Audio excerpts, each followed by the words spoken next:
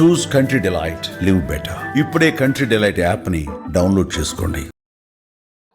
July 31తో నేను retire అవుతున్నాను sir. ఇంకా ఈ పంచాయతీరాజ్ వ్యవస్థలో ఎంత చేసినా ఏముంది అనే సమయంలో అద్భుతమైన అవకాశం మన పంచాయతీరాజ్ శాఖ మంత్రులు మరియు డిప్యూటీ సీఎం గారి రూపంలో నాకు కల్పించిన దేవుడికి నేను ముందుగా కృతజ్ఞతలు తెలియజేసుకుంటున్నాను సార్. అలాగే మీ టీంలో మీతో సమానంగా పరుగులెత్తిస్తూ మీ ఆలోచనలన్నీ కూడా ఉన్న మా గౌరవ కమిషనర్ సార్కి, ఓఎస్డీ గారికి, అలాగే ఇతర అధికారులకు, ప్రిన్సిపల్ సెక్రటరీ గారికి అందరికీ కూడా హృదయపూర్వక నమస్కారాలు. నేను తల వంచి నమస్కారం చేసుకుంటున్నాను సార్. ఎందుకంటే ఈ 25 ఏళ్ళుగా ఎంపీడీఓలుగా ఉన్నాం సార్. చివరి సంవత్సరంలో అద్భుతంగా డిఎల్డిఓ కల్పించారు.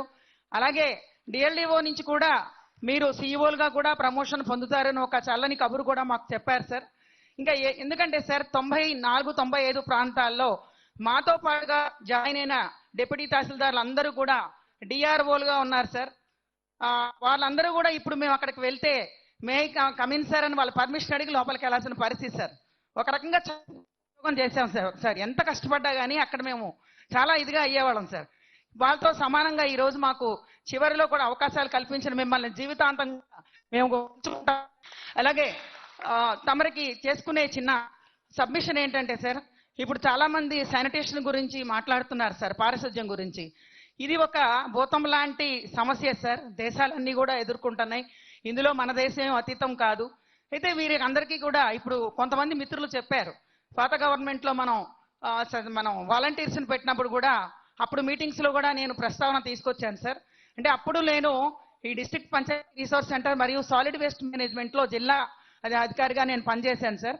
ఆ రోజున మనం అడిగినప్పుడు వాలంటీర్స్కి పాలసీ మ్యాటర్ అమ్మా నువ్వు కూర్చొని నన్ను కూర్చోబెట్టడం జరిగింది సార్.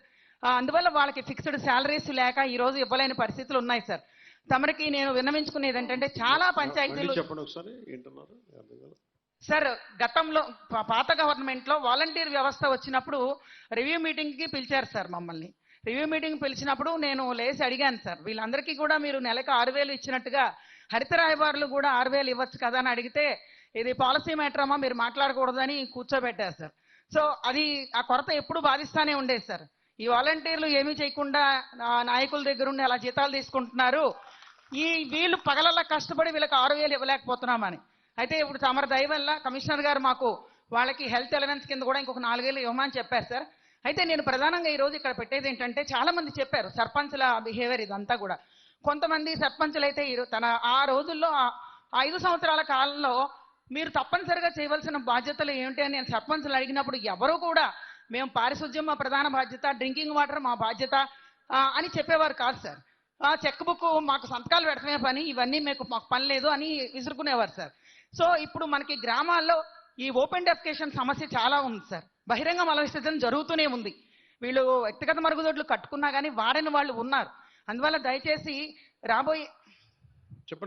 రాబోయే కాలంలో సర్పంచులుగా కంటెస్ట్ చేయడానికి ఎవరైనా ముందుకు వచ్చినప్పుడు మీ గ్రామంలో మీరు బహిరంగ మల విసర్జన పూర్తిగా నిర్మూలించారా, పారిశుద్ధ్యమును తాగునీరు సరిగా అన్ని వసతులు ఉన్నాయా, అందరి పిల్లల్ని స్కూల్లో జరిపించారంటే మనం ఏమైతే మ్యాండేటరీగా ఈరోజు తప్పనిసరిగా వాళ్ళు పాటించాల్సి ఉన్నాయో అవన్నీ కూడా మీరు పాటిస్తున్నారా అని అడిగి వారికి పంచాయతీ సర్పంచులుగా అవకాశం కల్పిస్తే బాగుంటుంది సార్. ఎందుకంటే మనం ఎంత మాట్లాడుకున్నా కానీ వాళ్ళు వాళ్ళ ప్రధాన బాధ్యతల నుంచి పక్కకు తప్పుకోవడంతో ఈ రోజున సెక్రటరీలు అందరూ కూడా ఇబ్బంది పడే మాట అయితే వాస్తవం సార్. దయచేసి మనకి ఎలక్షన్స్ ముందున్నాయి కాబట్టి సర్పంచుల విషయంలో మంచిగా ఎంపిక చేసి జూలై 31 సార్. జూలై తర్వాత ఎన్నికలు మీరే పోటీ చేస్తున్నారు.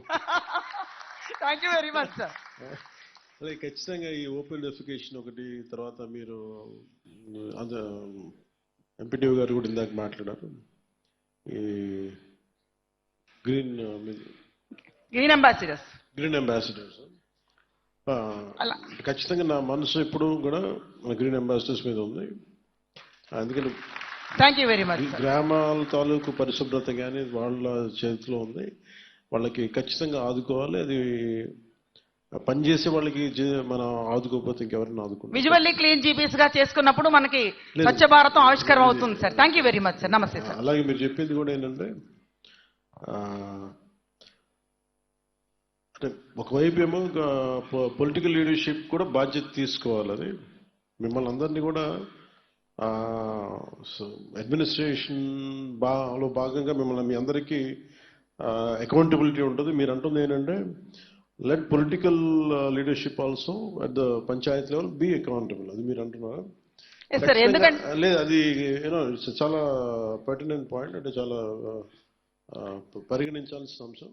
ఎందుకంటే సార్ ఘన వ్యర్థాల నిర్వహణ సెగ్రిగేషన్ లో భాగంగా మేము గ్రామాలకు వెళ్ళినప్పుడు ఈ తడిపొడి చెత్తలో ఇవన్నీ కలిసిపోవడం వల్ల విపరీతమైన దుర్గంధం వచ్చి గ్రామాలన్నీ చాలా బాధగా ఉంటున్నాయి సార్. అందువల్ల సింగిల్ యూజ్ ప్లాస్టిక్స్ కంట్రోల్ ఒకటి లేబర్ డిపార్ట్మెంట్ కూడా చర్యలు తీసుకోవాలని కోరుతున్నాను సార్. నేను మీరు చెప్పింది ఏమనిపిస్తుంది అంటే నాకు దోస్ పొలిటికల్ డెసిషన్ ఇవన్నీ పక్కన పెడితే నేను కుటుంబంలో ఉండే సభ్యులందరికీ కూడా చెప్తాను, పార్ట్నర్స్కి కూడా.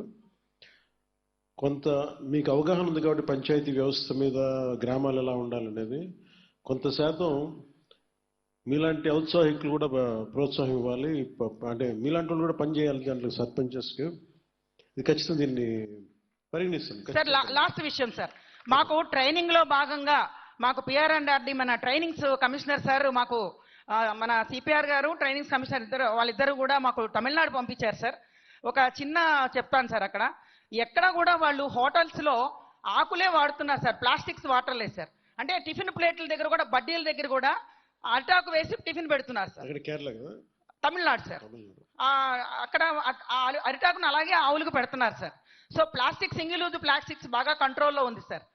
నంబర్ 2, అక్కడ మనకి వాళ్ళు చేసిన ఇంకొక మంచి ఇన్నోవేటివ్ ఏంటంటే ఈ ప్లాస్టిక్ బాటిల్స్, వాటర్ బాటిల్స్ పూర్తిగా బ్యాన్ చేశారు సార్. అందరూ కూడా క్యాన్లతో మామూలుగా స్టీల్ గ్లాసులో తాగవలసి. అంటే నేను మనం డిబేట్ అవుతామంటే నేను బేసిక్ మన పర్యావరణానికి సంబంధించి పంచాయతీ స్థాయిలో ఒక మీటింగ్ పెట్టినప్పుడు మీరు ఇలాంటి సలహాలు సూచనలు ఖచ్చితంగా. Sure sir. Noted sir. Thank you very much. Thank you.